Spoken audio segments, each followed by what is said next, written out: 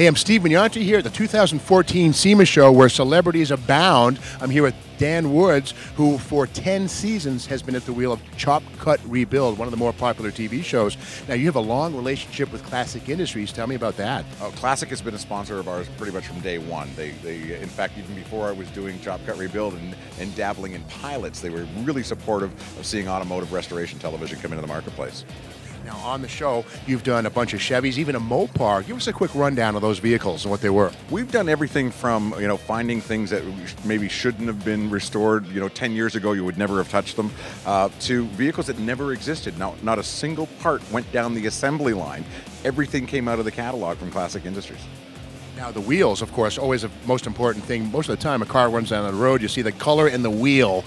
What's your sense of the wheel choice on those cars? What do you try and do?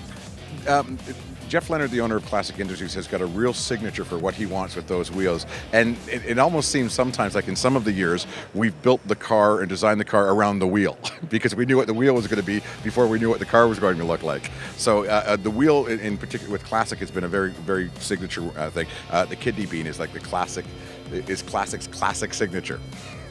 What's next for Dan Woods? You're going into season 11 of Chop, Cut, Rebuild? That's right. We've moved over, since Speed Channel's gone away, we've moved over to MAV TV, which is owned by Lucas Oil. It started out about 2 years ago, and it's growing, and it's an automotive enthusiast network. Really nice mix of grassroots racing.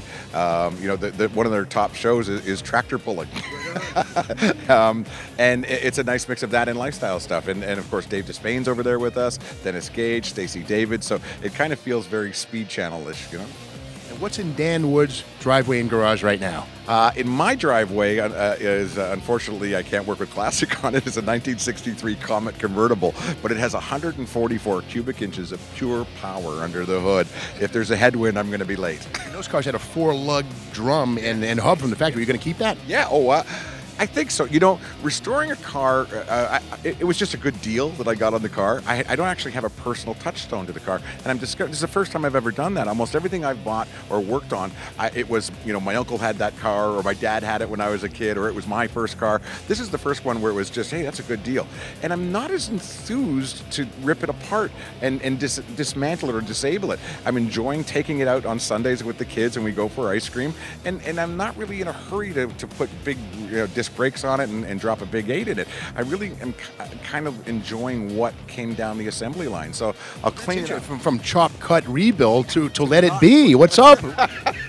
I know it's kind of contradictory to everything, but when you do have that car that you had in high school, that's the one you want, because you know what? It was probably not all that great in high school, and it needed a lot of stuff back then, so you're going to correct all those problems today. Dan Woods, thanks very much for being with us here. Well, how can our viewers learn more about the products from Classic Industries? Well, they can go to www.classicindustries.com, and they can actually see clips of old Chop, Cut, Rebuild episodes there, too. Well, good stuff. Thanks, Dan Woods, for being here and adding some celebrity buzz to SEMA 2014.